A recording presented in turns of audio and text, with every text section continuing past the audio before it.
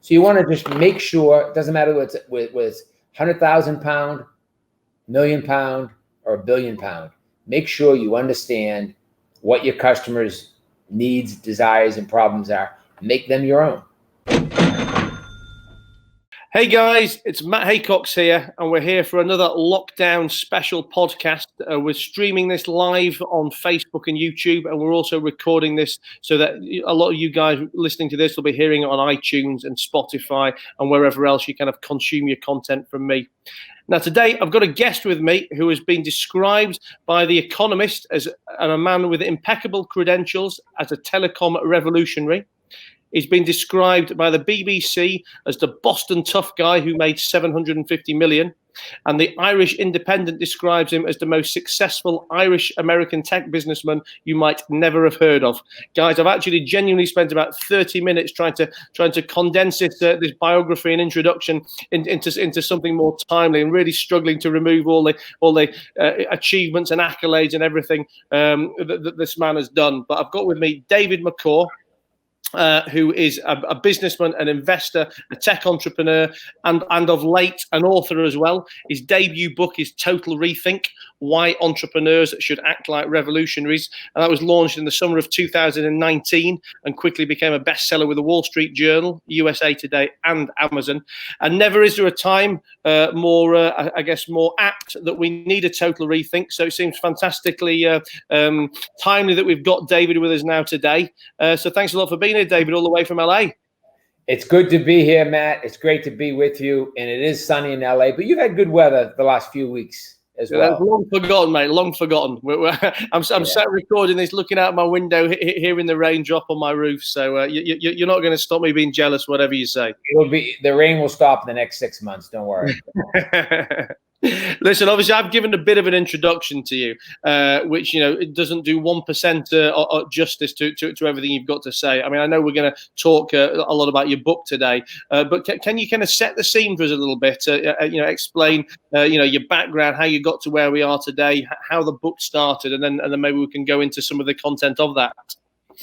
Sure. Well, Matt, I mean, you did a good job, and I appreciate that introduction. But I started as a contractor, just building telecom systems, and then I was lucky enough to invent a method of extruding the conduit over the cable, which revolutionized the way people design and build cable systems.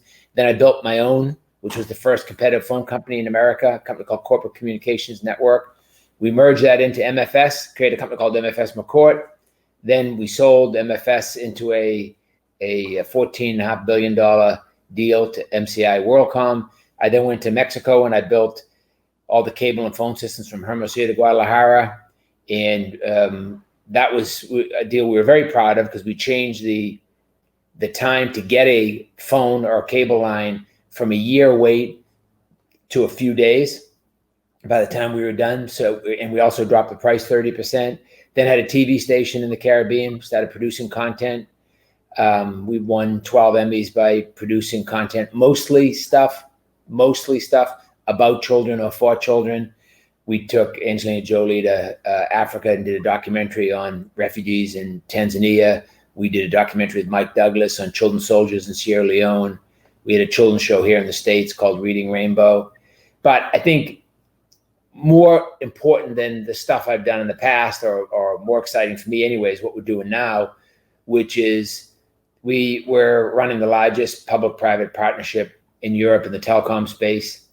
We're building a fibre to every man, woman, and child in Ireland. It's the first country that says it's a human right to have fibre, and we're doing that. It's a $5 billion deal, which we're very excited about, and working on some new content ideas around the Total Rethink book that I just wrote. I tell you what, I bet there's not many kids out there nowadays that don't think it's a human right to have access to Wi-Fi. Yeah, exactly. I've got my daughter in the background, bit behind the screen, laying on the floor, pretending to be working for school, tapping away on her iPhone. And I just, I mean, I'm 39, so I'm kind of in that hybrid age of remembering what it was like to not have as much tech, but also kind of completely taken it for granted as well. But I always smile when I have conversations with her sometimes to think that, you know, the iPhone was born like in the same month that she was born, and it's just incredible the rapid evolution of technology. You know, in kind of the last 12 months, 36 months, 10 years. It's just unbelievable what people like yourself are thinking of. Well, look, when I started in the business, making a phone call was 30 cents a minute. So that gives you an idea. It's today it's virtually free. And then you ride video and data on top of that. It's changing, but the changes that are coming now forward, Matt, are going to be more dramatic than the changes we've seen in the past. The changes we saw from no internet to internet 1.0 to internet 2.0, which is the internet that your daughter that's on the floor there, that's the only internet she knows, where you can communicate at real time with a machine, Facebook, YouTube, Instagram, Twitter, LinkedIn. But internet 3.0 is going to be a world of difference from what we're dealing with now. And those are the jobs we need to start to rethink. How do we get people into those jobs? I don't think that the world has the entrepreneurs that listen to your show need to take advantage of this, because the bureaucrats and big companies have no idea how much change is coming. The change that we're going to see, Matt, is going to be unbelievable, and it's going to be compounded, of course, because of this COVID crackdown or stopping of the global economy. I mean, can you give us some specific examples of the kind of things you're implying or talking about there? Well, the opportunity, first let's set up the opportunity. The opportunity is that training on skills is sort of on a flat slope. We sort of train people the same way now that we did before, but yet the existing jobs are on a downward slope. When's the last time someone hired a secretary, for instance, right? I mean, everybody that had an office used to have one of those. I mean, it's just, that's just a silly little one example. But the jobs, you could use another example for manufacturing, or you could use a coal mining example, or whatever you want. But those jobs are going down. The jobs we need, the slope for that need has never been higher. So that's where the entrepreneurs listening to your show need to focus. But to give you some examples, Internet 1.0 was just moving ones and zeros more efficiently, right? Internet 2.0 was you and I being able to communicate with a machine in real time, with that machine, whether we're communicating on LinkedIn or Instagram or Google or whatever we're doing, we're communicating in real time. When machines can communicate with machines in real time at the consumer level, that's a whole different, kettle of fish. That's when not only can you read your book on your machine, your book can read the other books.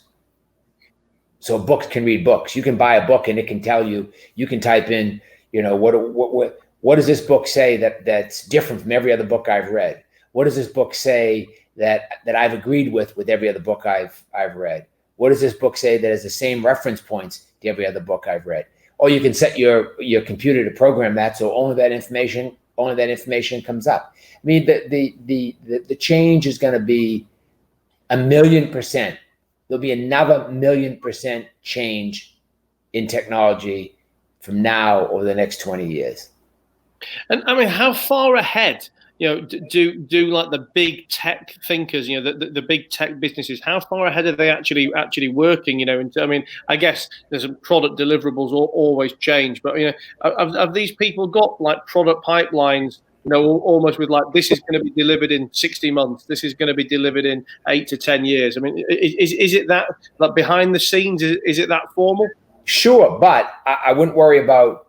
It's not the big tech companies you're worried about. It's two girls in their garage or two guys in their basement that are creating the new thing that you have to worry about. The big companies are going to protect their profit margins and protect their customers. I mean, you take huge companies like Facebook. So Facebook makes money off of users' data, right? And that's how their model works.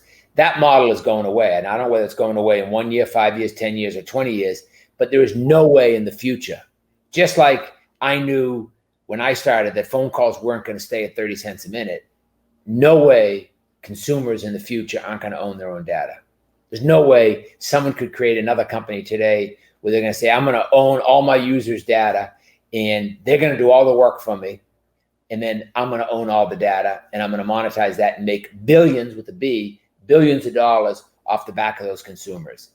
That's going away. The question is, when does it go away? You know, I said that the cable TV bundle was going to go away and someone was going to compete with the cable TV model through streaming content direct to homes. And everybody said I was crazy. I gave a speech to JP Morgan and said that, you know, in 1998. So, you know, 22 years ago, I said that. And I thought that was going to happen in 10 years, but it took a little longer. But, you know, Netflix added 15.9 million subscribers last quarter.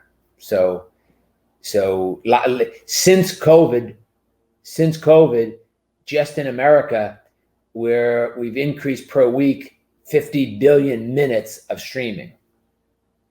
But I mean, again, when we talk about what we mentioned earlier about how I guess I feel sat in that hybrid age, and again, like, you know, my daughter can hear this in the background. And it makes me smile when you mention Netflix. You know, I think, you know, she's been here for a few days. You know, we're doing our content consuming. You know, getting bored on Netflix, moving over to Amazon Prime, half stopping something, moving something else. But, you know, I mean, what she doesn't appreciate is when I was her age, if I wanted to see a movie, I got excited about it coming out for 4 weeks. I walked down to the movie store, with my dad wanting to be there at 7 p.m. because the movie store had only bought, 30 copies of that VHS movie, and if I wasn't the one getting it then I might not be able to get it for another 48 hours. I mean, it's just.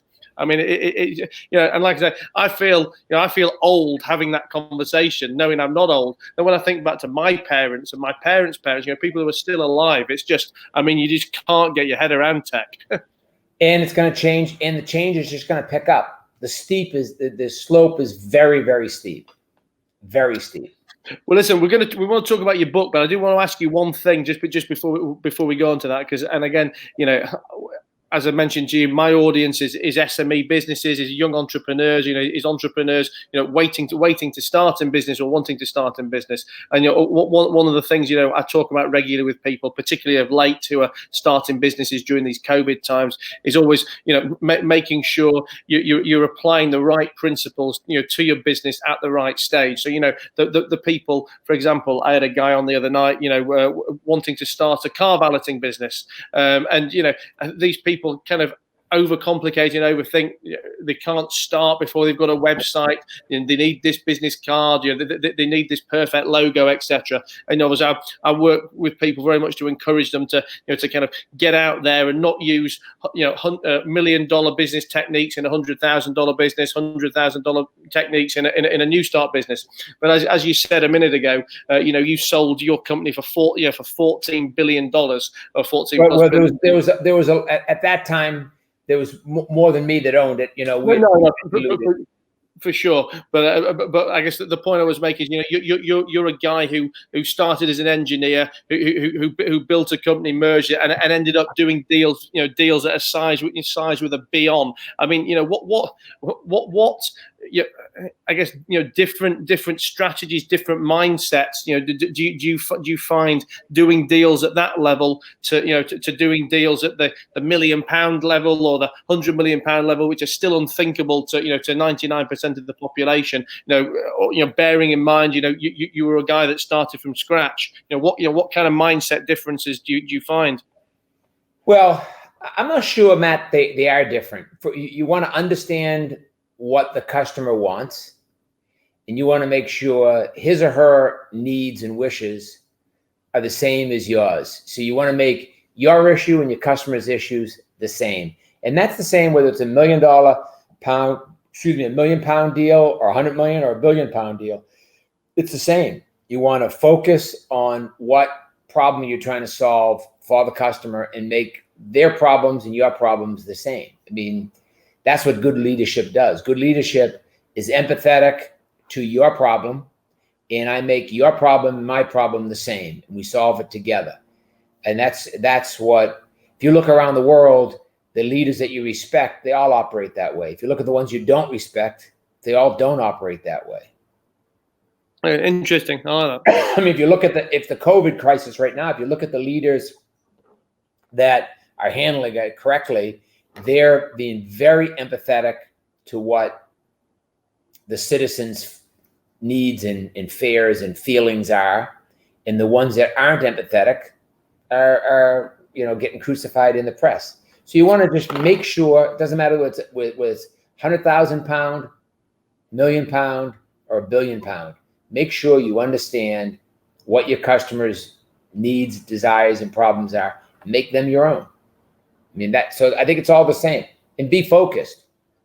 I mean, the word empathy is something I guess that gets used more and more now, and has probably become, I don't want to use the word fashionable, but let's certainly more spoken of than it was 5 years ago, 10 years ago plus. I mean, as somebody who's been in business for a long time, I mean, obviously you've believed and operated by these principles for all that time, but did you find words and concepts like empathy were much fewer and far between, but back in the day? No, I actually think, Matt, that businesses did a better job. There's sort of a global war right now on capitalism, and it's not. It's in some respects it's due, because in general, businesses over the last 50 years globally, in the UK, in the rest of Europe, in the US, in North America, have spent too much time extracting value and not contributing value to the communities they do business in.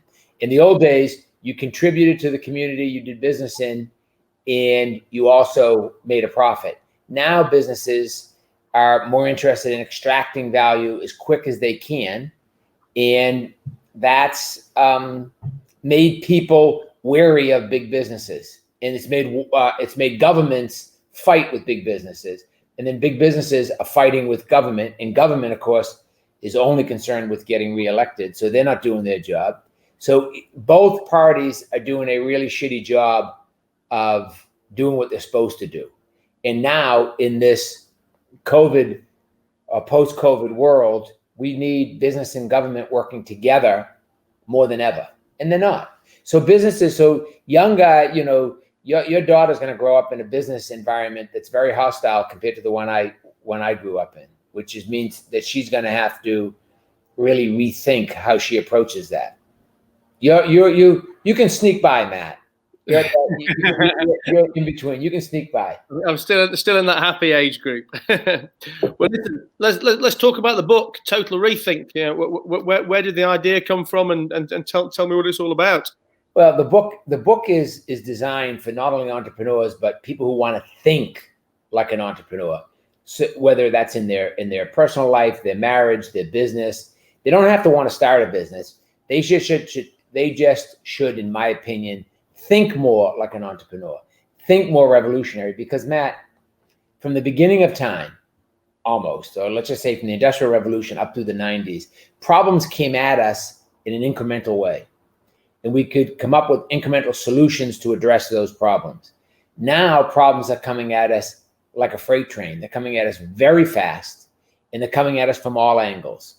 Healthcare, education, the way we live, the way we work. Problems are coming at us because of globalization, because of technology, coming at us very, very fast. So if the problems are coming at you fast, you need very fast, revolutionary solutions to those problems. And this book is trying to help people think in a more revolutionary way, think in a more entrepreneurial way about their life, about their job, about what they want to do and what they want to accomplish in their life.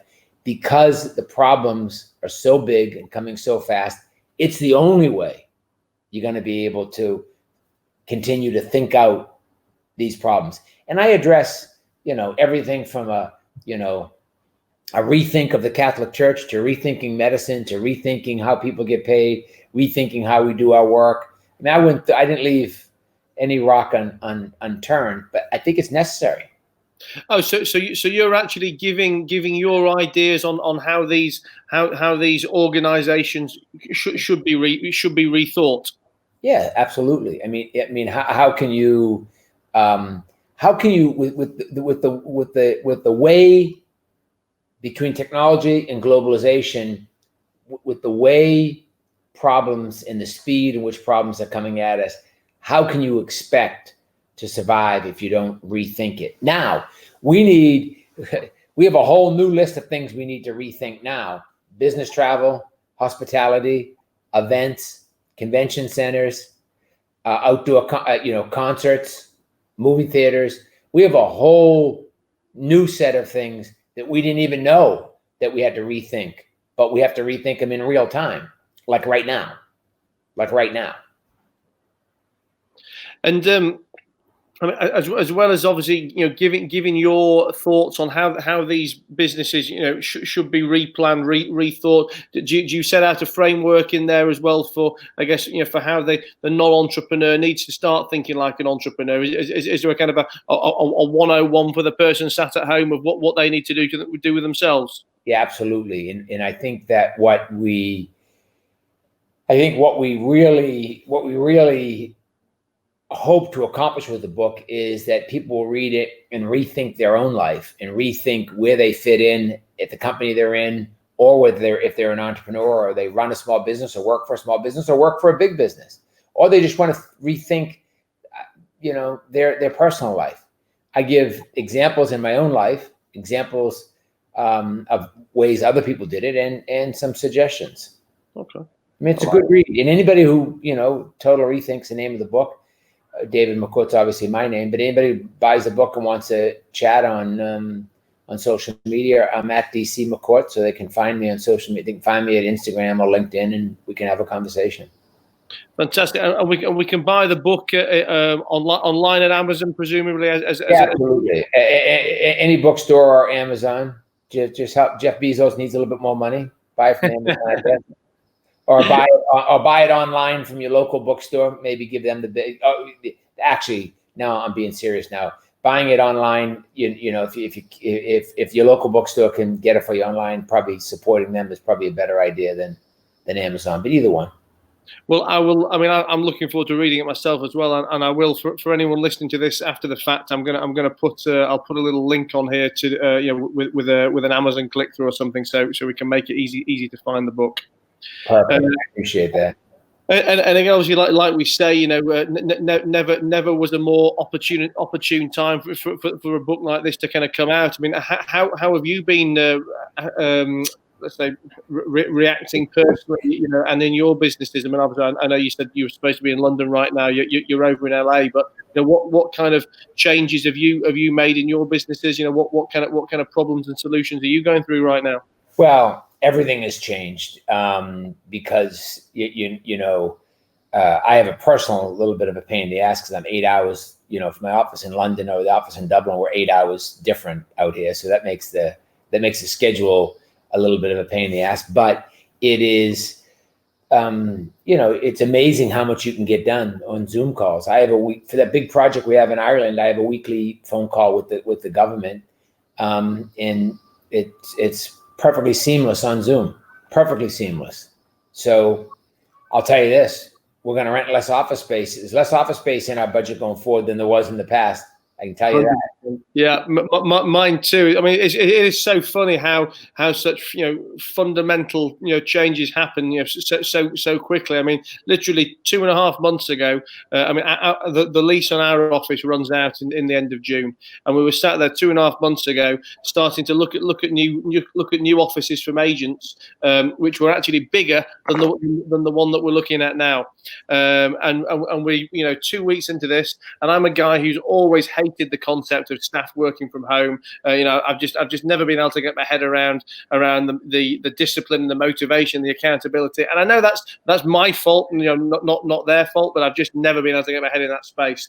And having had no choice but to first of all accept it now, and then I've kind of gone one step further to embrace it. I mean, I've spent the last 3 or 4 weeks learning about every possible home working tool, home working concept, technology, and now I'm so excited to not have to re-sign the lease, to not have to take a bigger place, and we'll be going down to a probably 70% smaller office, in a a serviced office type environment, continuing to allow people to work from home, and now being so happy with the concept that we will happily recruit in future, from a global talent pool on a home working type basis. So I mean, if you've got your head in the right space, there are so many positives to come out of every negative situation.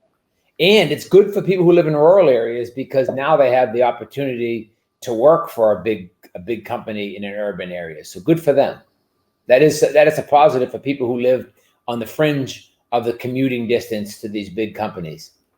Completely, yeah, and I think, and as important as it is for the big companies or any company to embrace the working from home concept, I think it's super important now for for employees to realise that that if they want to be let's say employable to their maximum benefit going forward, they need to learn how to be a better employee as well as in the concept of working from home as well. But yeah, so much more opportunity for everyone on both sides of the table. Agree, 100%. Well, look, we slightly digress, but thanks a lot for being here, David. Just give yourself another social plug, and to just tell everyone again where they can find you if they want to get into. If they after they get the book, well, if they want to follow me on Instagram at DC McCourt, I think I'm the same on LinkedIn and Twitter. Just follow me, and if they have a question about the book, feel free to DM me or on Instagram or LinkedIn or Twitter, and be glad to respond to them. Fantastic. Well, thanks again for being here, David. I'll definitely get it on my weekend reading list, and I'll make sure when I've read it, I do you a little book review as well. I appreciate that. And I hope you get better at homeschooling those kids. Oh, I'm terrible at it, honestly. Mine's been lying on the floor for 48 hours telling me that she's on a free period. See you later, David. Take care. Thank you. Bye-bye. Bye-bye. Bye. Bye-bye.